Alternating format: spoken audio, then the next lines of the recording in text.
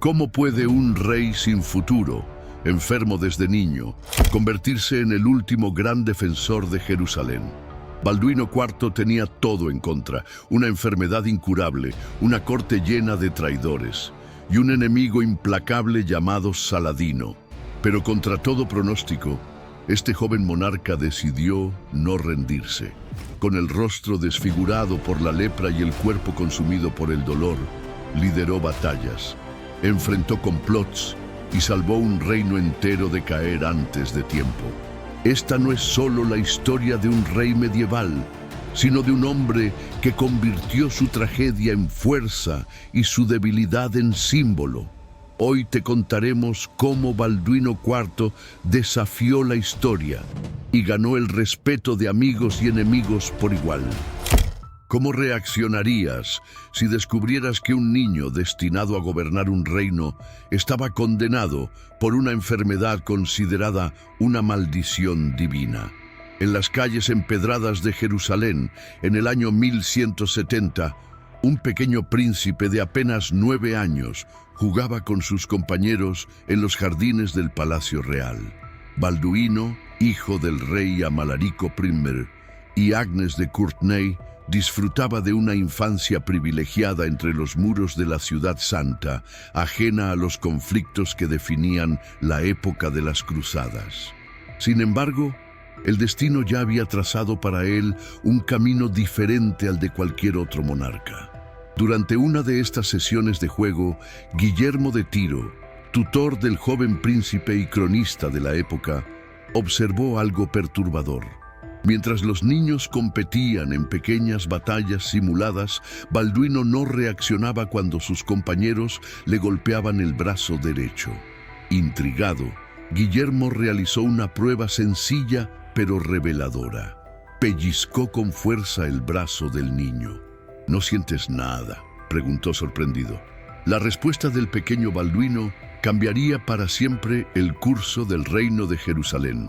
«No, señor, no siento nada». La insensibilidad al dolor, uno de los primeros síntomas de la lepra, o hanseníasis como la conocemos hoy, envió ondas de shock a través de la corte cuando el diagnóstico se hizo evidente. En una época donde la lepra era vista no solo como una enfermedad devastadora, sino como un castigo divino, un símbolo de impureza espiritual, la noticia del diagnóstico del heredero al trono cayó como una sentencia de muerte política. Los cortesanos susurraban en los pasillos, los nobles debatían en secreto sobre el futuro del reino, y los sacerdotes interpretaban señales divinas en esta tragedia. Para el joven Balduino, sin embargo, esta revelación fue el comienzo de una batalla personal que libraría paralelamente a sus futuras batallas militares. A diferencia de los leprosos comunes, que eran expulsados de la sociedad y condenados a vivir en lazaretos alejados de todo contacto humano, Balduino siguió siendo educado como futuro rey. Guillermo de Tiro, quien había descubierto la enfermedad, continuó su educación con aún mayor dedicación, formándolo no solo en las artes de la guerra y la política, sino también en la resistencia ante la adversidad. Las primeras manifestaciones de la enfermedad fueron sutiles. Además de la pérdida de sensibilidad, pequeñas manchas comenzaron a aparecer en su piel. Sin embargo, lo que más impresionaba a quienes conocían su condición era la determinación con la que el joven príncipe se entregaba a sus estudios y entrenamiento militar.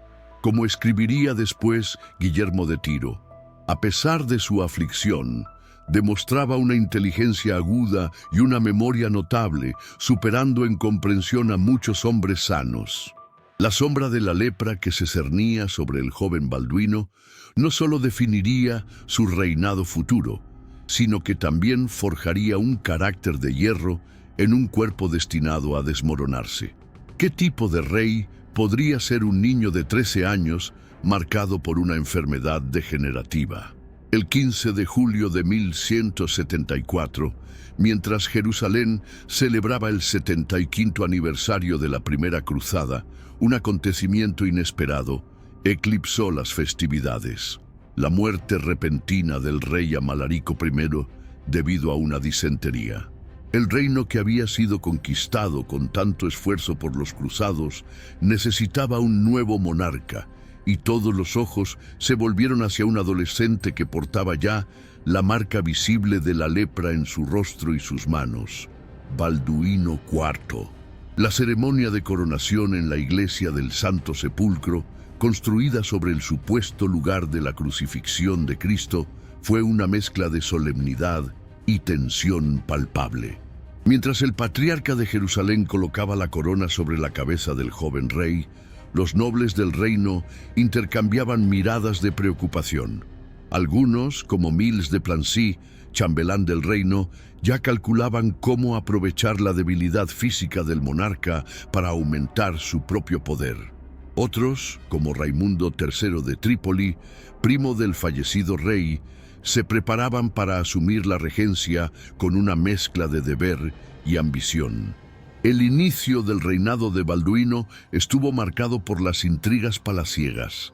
Dos facciones se formaron rápidamente: los partidarios de su madre, Agnes de Courtenay, liderados por Miles de Plancy, y los nobles vinculados a su padre, que apoyaban a Raimundo III como regente. La primera batalla política que enfrentó Balduino no fue contra los musulmanes, sino dentro de su propia corte. Apenas unas semanas después de la coronación, Miles de Plancy fue asesinado en las calles de Acre, un crimen que nunca se resolvió, pero que allanó el camino para que Raimundo III asumiera la regencia. Durante los primeros 2 años de su reinado, Balduino permaneció bajo la tutela de Raimundo, aprendiendo los complejos entresijos de la política del reino latino. Sin embargo, a diferencia de otros reyes adolescentes que se dejaban llevar por las diversiones y placeres, el joven leproso mostraba una madurez impropia de su edad.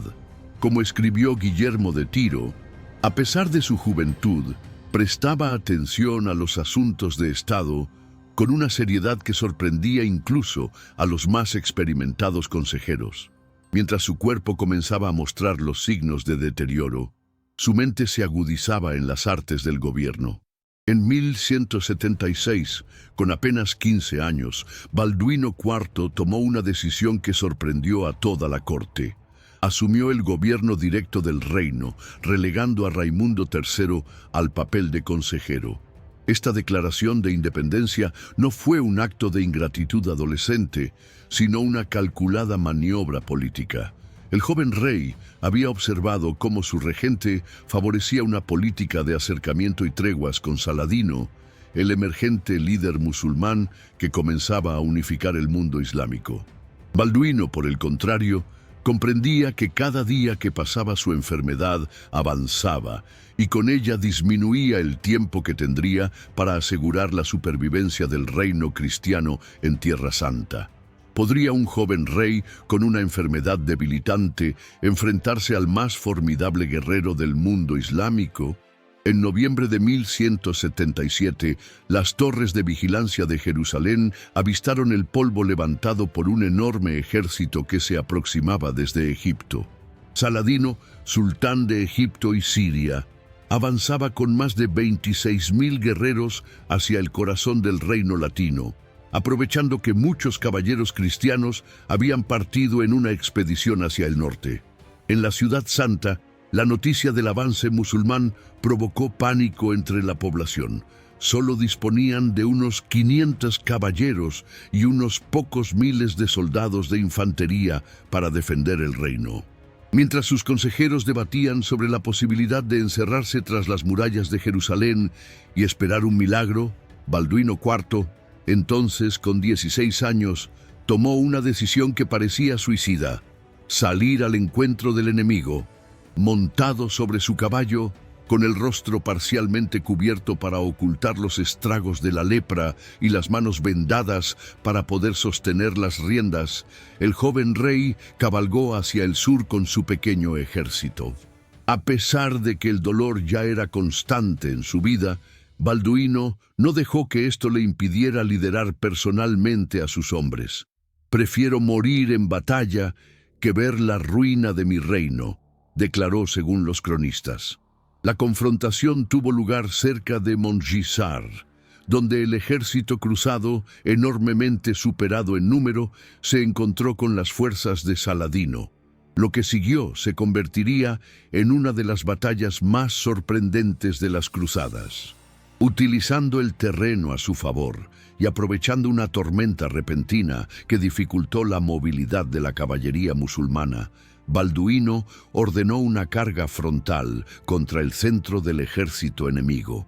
Los cronistas árabes como Imad al-Din al-Isfahani describirían después con asombro cómo los francos, liderados por su rey enfermo, lucharon con el valor de hombres que preferían la muerte a la derrota. La batalla terminó con una victoria aplastante para el ejército cristiano. Saladino apenas logró escapar con una pequeña guardia personal, mientras que la mayor parte de su ejército fue aniquilada o capturada. Los habitantes de Jerusalén, que habían dado por perdido el reino, recibieron a Balduino como a un salvador enviado por Dios. La paradoja no escapaba a nadie. Un rey marcado por lo que muchos consideraban un castigo divino había sido el instrumento de una victoria milagrosa. Esta no sería la única hazaña militar de Balduino. En los años siguientes lideró incursiones contra Damasco 1175-1176 y frustró nuevos intentos de Saladino por conquistar el reino. A medida que su enfermedad progresaba, adaptaba sus tácticas. Cuando ya no podía montar a caballo, se hacía transportar en litera al campo de batalla, y cuando perdió la vista en un ojo, compensaba su limitada percepción de profundidad con una extraordinaria capacidad para anticipar los movimientos enemigos basándose en informes de exploradores. La lealtad que inspiraba en sus tropas era extraordinaria, como observó un emisario bizantino que visitó Jerusalén durante este periodo. Es asombroso ver cómo estos guerreros feroces, que no temerían enfrentarse a la muerte, miran a su rey leproso con tal devoción que parecen niños ante un padre amado. Balduino había logrado lo imposible, convertir su debilidad física en una fuente de inspiración. Su coraje y determinación ante la adversidad galvanizaba a sus soldados, creando un vínculo que trascendía las habituales relaciones entre un monarca y sus vasallos. Para ellos, no era simplemente un rey, era un símbolo viviente de la resistencia cristiana en Tierra Santa. ¿Cómo asegura la continuidad de un reino un monarca que sabe que no podrá tener herederos?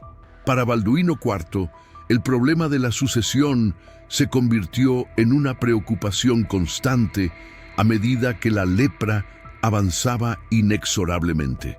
A diferencia de otros reyes medievales que podían depositar sus esperanzas en hijos futuros, el joven monarca enfrentaba una realidad implacable. La enfermedad no solo le impediría tener descendencia, sino que acortaría considerablemente su vida. Consciente de esta situación, Balduino volcó su atención en su hermana Sibila, quien se convirtió en la pieza central de sus estrategias dinásticas. En 1176, cuando apenas comenzaba a gobernar por sí mismo, Balduino arregló el matrimonio de Sibila con Guillermo de Montferrat, un noble italiano emparentado con varias casas reales europeas. La boda, celebrada con gran pompa en la iglesia del Santo Sepulcro, parecía resolver temporalmente el problema de la sucesión. Sin embargo, el destino tenía otros planes. Apenas unos meses después de la boda, Guillermo enfermó gravemente de malaria y murió, dejando a Sibila embarazada. En 1177 nació el hijo póstumo, bautizado como Balduino V, quien se convirtió en la nueva esperanza para la continuidad del reino.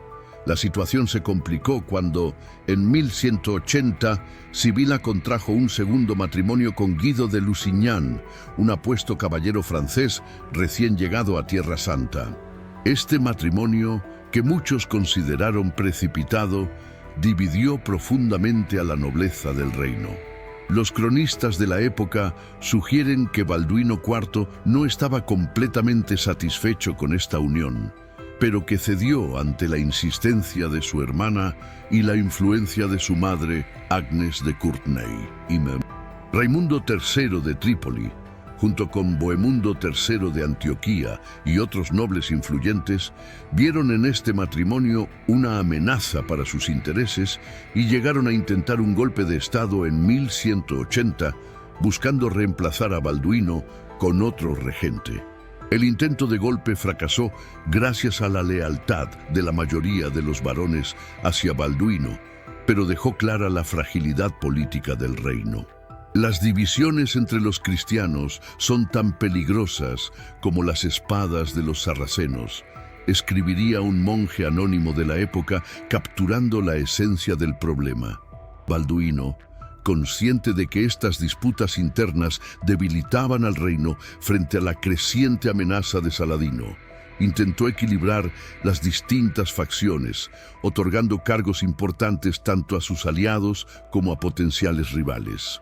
A medida que su condición empeoraba, Balduino tomó una decisión trascendental.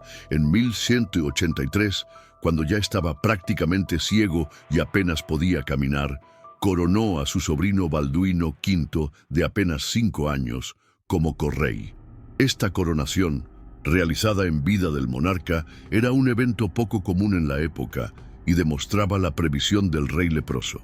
Para evitar las luchas de poder que inevitablemente seguirían a su muerte, estableció que Raimundo III actuaría como regente del niño, mientras que Jocelyn III de Courtenay, tío materno de Balduino V, sería su guardián personal.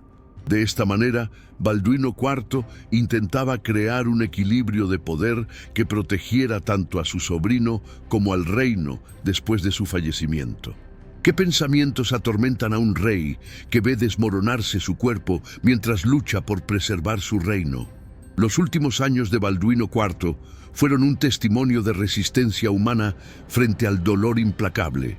Para 1184, la lepra había avanzado hasta un punto devastador. Su rostro, alguna vez hermoso según los cronistas, estaba ahora desfigurado por úlceras y lesiones. Había perdido la vista en ambos ojos y sus extremidades, especialmente sus manos y pies, estaban tan dañadas que apenas podía moverse. Los médicos de la corte, limitados por los conocimientos de la época, solo podían ofrecerle paliativos, vendajes empapados en ungüentos de hierbas para las llagas y opio para mitigar el dolor constante. A pesar de su deterioro físico, Balduino mantenía una lucidez mental sorprendente. Desde su lecho continuaba dictando órdenes y recibiendo informes sobre la situación del reino. Cuando en 1183 Saladino sitió la fortaleza estratégica de Kerak, ubicada en las montañas de Transjordania, Balduino, a pesar de su condición extrema, insistió en ser llevado en litera hasta el campo de batalla. El rey que no puede sostener una espada aún puede levantar la moral de sus soldados con su presencia, comentaría un caballero templario que presenció este último acto de valor. El solo anuncio de la llegada del rey leproso fue suficiente para que Saladino levantara el asedio, en lo que sería la última victoria militar de Balduino. Las fiebres recurrentes y las infecciones secundarias, lo que hoy conocemos como septicemia, se volvieron cada vez más frecuentes y graves. Los cronistas describen cómo en sus últimos meses Balduino alternaba entre periodos de dolor intenso y momentos de serenidad casi mística. Algunos relatos sugieren que en sus momentos de lucidez el rey encontraba consuelo en la lectura de las escrituras y en largas conversaciones con los sacerdotes de la corte. Aunque mi cuerpo se desmorona, mi espíritu permanece intacto, habría dicho según un relato atribuido a un monje hospitalario que lo atendió en sus últimos días.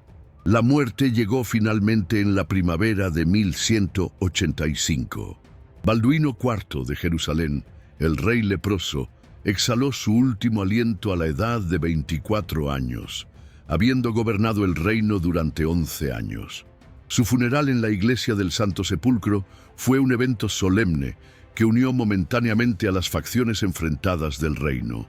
Su cuerpo, devastado por la enfermedad, pero envuelto en las más finas sedas y brocados, fue depositado junto a los restos de sus antecesores, los reyes cruzados que habían establecido y defendido el reino latino de Jerusalén.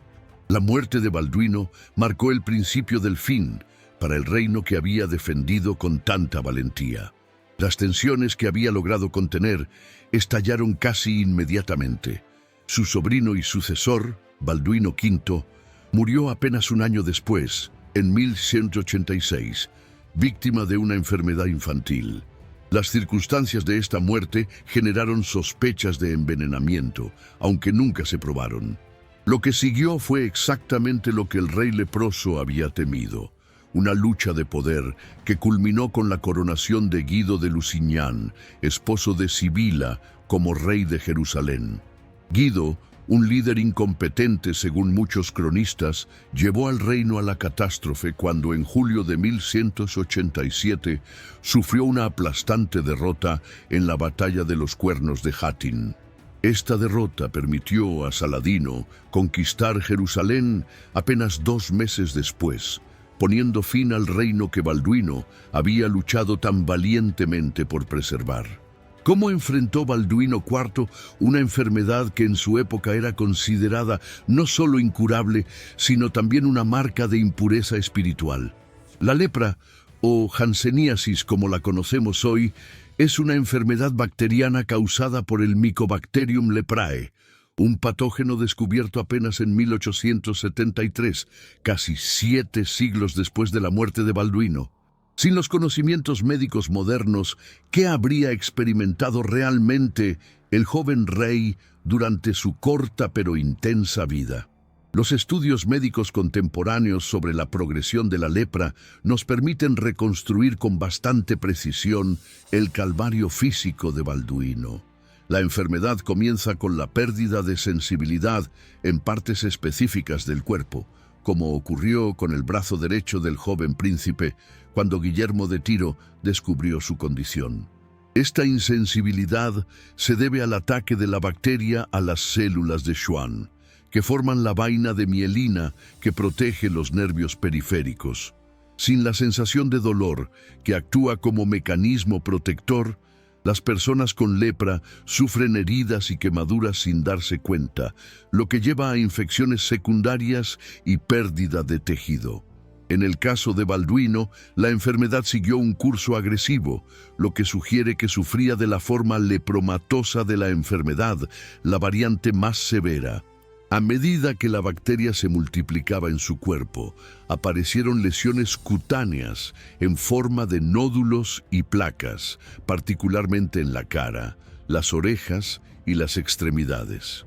Estas lesiones no solo desfiguraban su apariencia, sino que también destruían las estructuras cartilaginosas de la nariz y las orejas, dando lugar al característico facies leonina o rostro leonino que los médicos medievales asociaban con la enfermedad avanzada. La ceguera que Balduino experimentó en sus últimos años probablemente se debió a la afectación de los nervios ópticos y a la queratitis, inflamación de la córnea, causada por la incapacidad de parpadear adecuadamente debido a la parálisis facial. Sus manos y pies sufrieron deformidades progresivas por la combinación de daño nervioso, atrofia muscular y reabsorción ósea, un proceso conocido como mano en garra y pie caído. Las úlceras recurrentes en sus extremidades, resultado de traumatismos no percibidos debido a la falta de sensibilidad, se infectaban fácilmente, causando osteomielitis, infección del hueso y eventual pérdida de dedos y partes de las extremidades. En la Edad Media, la lepra estaba envuelta en un aura de terror y superstición. El Levítico, en la Biblia, describía detalladamente cómo identificar a los leprosos y prescribía su aislamiento de la comunidad con las palabras inmundo, inmundo. Esta visión religiosa de la enfermedad como castigo divino por los pecados impregnaba la sociedad medieval. Los leprosos eran sometidos a una ceremonia llamada separatio leprosorum, un ritual que simbolizaba su muerte civil y religiosa. Vestidos con una túnica especial, se les conducía a la iglesia donde se les leía una lista de prohibiciones. No podían entrar en iglesias, mercados o tabernas, beber de fuentes públicas o tocar a niños o personas sanas. Lo extraordinario del caso de Balduino es que a pesar de sufrir una enfermedad que habría condenado a cualquier otro a una muerte social, mantuvo su posición como monarca. Dios, en su infinita sabiduría, ha puesto a prueba a nuestro rey con esta aflicción, pero también le ha dado la fortaleza para soportarla y gobernar con justicia. Escribiría un clérigo de la corte de Jerusalén, reflejando cómo la percepción de la lepra de Balduino había evolucionado de un estigma a una prueba divina.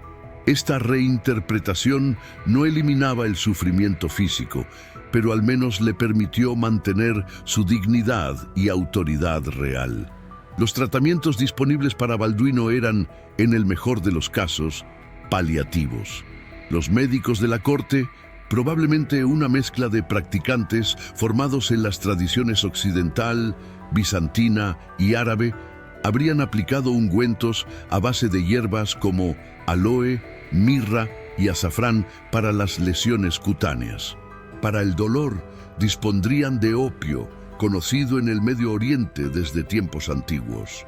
El aislamiento, principal tratamiento medieval para la lepra, no era una opción para un rey, por lo que sus asistentes personales, principalmente miembros de órdenes militares como los caballeros hospitalarios, especialistas en el cuidado de enfermos, habrían tomado precauciones adicionales, como el uso de guantes y la quema de ropa y vendajes contaminados. El contraste entre nuestro conocimiento moderno de la lepra y las concepciones medievales es abismal. Hoy sabemos que la enfermedad tiene una baja contagiosidad, requiriendo contacto prolongado para su transmisión, y que aproximadamente el 95% de la población humana tiene inmunidad natural contra ella. El tratamiento moderno con antibióticos como dapsona, rifampicina y clofazimina puede curar la enfermedad completamente si se detecta a tiempo. Esta realidad hace aún más trágica la historia de Balduino. Nacido en una época diferente, con acceso a la medicina moderna, su vida podría haber seguido un curso completamente distinto. ¿Cómo se recuerda a un rey que gobernó brevemente hace más de 8 siglos? ¿Qué permanece en la memoria colectiva de un joven monarca que enfrentó simultáneamente una enfermedad devastadora y la defensa de un reino asediado? El legado de Balduino IV trasciende las fronteras del tiempo y el espacio, convirtiéndose en un símbolo universal de resiliencia humana frente a la adversidad. A diferencia de otros monarcas medievales, cuya memoria se ha desvanecido con el paso de los siglos, el rey leproso de Jerusalén continúa fascinando a historiadores, artistas y al público general, inspirando reflexiones sobre el liderazgo, la superación personal y la dignidad humana. La primera dimensión de su legado es, indudablemente, histórica. En términos estrictamente políticos, podría argumentarse que Balduino fracasó en su misión fundamental: preservar el reino latino de Jerusalén. Apenas 2 años después de su muerte, la ciudad santa cayó en manos de Saladino tras la desastrosa batalla de los Cuernos de Hattin. Sin embargo, esta visión simplista ignora un hecho crucial. Durante su reinado de 11 años, Balduino logró mantener unido un reino fragmentado y contener la expansión de un enemigo muy superior en recursos y hombres. Como escribió el historiador Sir Stephen Runciman en su clásica Historia de las Cruzadas, Si todos los líderes cruzados hubieran mostrado la misma combinación de valor, prudencia y determinación que el joven rey leproso, la historia de Outremer habría sido muy diferente. Los cronistas contemporáneos, tanto cristianos como musulmanes, reconocieron las cualidades excepcionales de Balduino. Incluso Imad ad-Din al-Isfahani, secretario y biógrafo de Saladino, escribió con respeto sobre el rey cristiano. A pesar de su juventud y su aflicción, era el más valiente y vigoroso de todos ellos, el más temido por los musulmanes. Este respeto del enemigo quizás constituye uno de los mayores elogios que un líder militar puede recibir. Por su parte, Guillermo de Tiro, quien conoció personalmente a Balduino desde su infancia, lo describió como un hombre de gran espíritu, inteligencia y memoria prodigiosa, cuya enfermedad nunca afectó a su mente. Estos testimonios ayudaron a preservar la memoria de Balduino a través de los siglos, presentándolo no como una figura digna de lástima, sino de admiración. La segunda dimensión de su legado es simbólica y espiritual. En la mentalidad medieval, profundamente religiosa, la lepra de Balduino y su capacidad para sobrellevarla con dignidad adquirieron connotaciones casi místicas. Si inicialmente su enfermedad había sido vista como un castigo divino, con el tiempo se transformó en una prueba enviada por Dios, similar a las tribulaciones de Job en el Antiguo Testamento. Algunos textos religiosos posteriores llegaron incluso a comparar el sufrimiento físico de Balduino con la pasión de Cristo, presentándolo como un rey sufriente que cargaba con su cruz personal mientras velaba por el bienestar de su pueblo. Esta interpretación influyó en la percepción medieval de la enfermedad, sugiriendo que incluso las aflicciones más terribles podían ser soportadas con fe y dignidad. Para la Orden de San Lázaro, una orden militar hospitalaria especializada en el cuidado de leprosos, Balduino se convirtió en una figura casi patronal. Fundada en Jerusalén durante el período de las Cruzadas, esta orden, cuyos caballeros eran frecuentemente leprosos ellos mismos, encontró en la historia del rey leproso una poderosa fuente de inspiración. La imagen de Balduino liderando ejércitos a pesar de su enfermedad resonaba profundamente con estos caballeros que buscaban mantener su utilidad y dignidad a pesar de su condición. A través de esta orden, que sobrevivió hasta tiempos modernos, el ejemplo de Balduino continuó inspirando a generaciones de enfermos y marginados. La tercera dimensión de su legado es cultural y artística, especialmente notable en la era contemporánea. Durante siglos, la historia de Balduino permaneció principalmente en crónicas históricas y textos académicos. Sin embargo, en las últimas décadas ha experimentado un renacimiento en la cultura popular. La representación más conocida es, sin duda, la del filme El Reino de los Cielos, 2005, del director Ridley Scott, donde el actor Edward Norton interpreta a Balduino IV con el rostro cubierto por una máscara plateada. Aunque la película toma considerables libertades históricas, logra capturar la esencia del personaje, su inteligencia, dignidad y el respeto que inspiraba incluso en sus adversarios. Esta representación cinematográfica ha contribuido enormemente a revivir el interés público por la figura histórica, inspirando numerosos libros, artículos y documentales sobre el rey leproso. En la era de Internet, comunidades enteras de aficionados a la historia debaten sobre sus decisiones militares y políticas, analizan fuentes primarias sobre su reinado y discuten interpretaciones alternativas de su legado. Paradójicamente, Balduino IV es probablemente más conocido hoy que en cualquier otro momento desde el siglo XIII, un testimonio del poder perdurable de su historia. La cuarta dimensión de su legado, quizás la más significativa para nuestro tiempo, es la médica y humanitaria.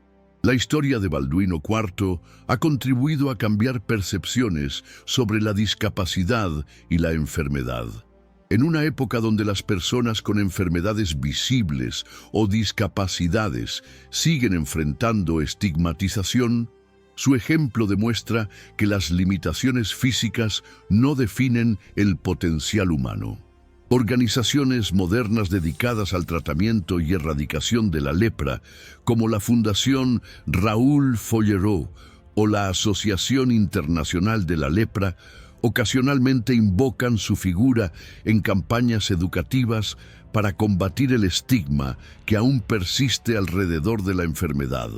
En el ámbito médico, el caso de Balduino IV ha sido estudiado retrospectivamente por especialistas en enfermedades tropicales e historiadores de la medicina. Un artículo publicado en la revista neurológica de PubMed analizó en detalle la progresión neurológica de su enfermedad, basándose en descripciones contemporáneas, arrojando luz sobre la manifestación medieval de una enfermedad que hoy es curable, pero que entonces significaba una sentencia de muerte lenta y dolorosa. Estos estudios no solo enriquecen nuestro conocimiento histórico, sino que también subrayan el extraordinario progreso médico que permite que una enfermedad antes temida sea ahora tratable.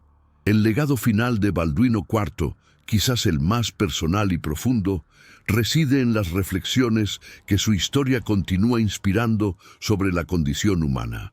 Su vida plantea preguntas fundamentales sobre el coraje, la aceptación del sufrimiento inevitable y la capacidad de encontrar propósito frente a la adversidad. En una sociedad moderna obsesionada con la perfección física y la evitación del dolor, la historia de un joven rey que enfrentó con dignidad tanto el deterioro de su cuerpo como amenazas externas a su reino ofrece una perspectiva contracultural poderosa. Como observó un historiador contemporáneo, la paradoja de Balduino IV es que precisamente debido a su enfermedad nos ha legado una lección intemporal sobre la fortaleza humana. Sin la lepra habría sido simplemente otro rey cruzado. Con ella se convirtió en un símbolo eterno de cómo el espíritu humano puede trascender las limitaciones más severas del cuerpo. En este sentido, el verdadero reino de Balduino IV no fue el efímero estado cruzado que gobernó brevemente, sino el imperio perdurable de la memoria humana, donde continúa reinando como un ejemplo inspirador de dignidad ante la adversidad más extrema.